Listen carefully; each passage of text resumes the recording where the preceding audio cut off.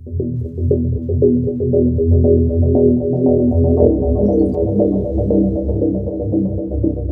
Hizbullah dari Lebanon menggunakan senjata baru drone FPV untuk menyerang posisi Zionis. Dalam operasinya itu, drone FPV Hizbullah sukses meledakkan drone Dome yang digunakan Zionis untuk mendeteksi, melacak, dan menetralisir drone musuh.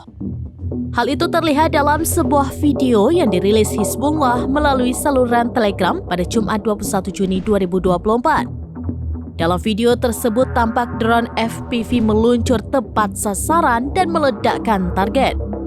Drone Dome milik Zionis pun tampak meledak hingga kepingan-kepingan peralatan vital itu berterbangan.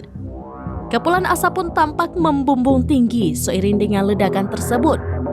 Pemimpin Hizbullah Lebanon Hasan Nasrallah mengklaim bahwa kelompoknya memiliki senjata dan kemampuan intelijen baru yang dapat membantu pasukan menyasar posisi-posisi penting di Israel.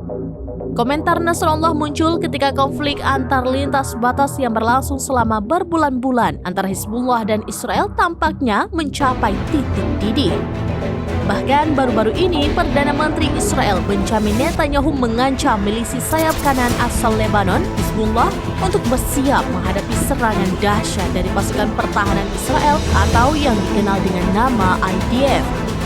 Hizbullah, sekutu kelompok militan Palestina Hamas, diketahui telah melakukan serangan ke Israel hampir setiap hari sejak perang di Gaza meletus pada 7 Oktober. Hizbullah berdalih serangan kelompoknya ditujukan untuk Israel guna mendukung warga Palestina yang dibombardir Israel di Gaza.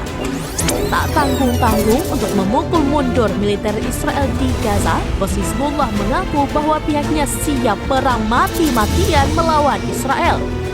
Tidak diungkapkan secara detail senjata apa yang nantinya akan digunakan kelompok Hizbullah untuk menghajar Israel. Namun Nasrallah mengklaim senjata barunya bisa melenyapkan Israel jika negara Zionis itu benar-benar menyerang Lebanon.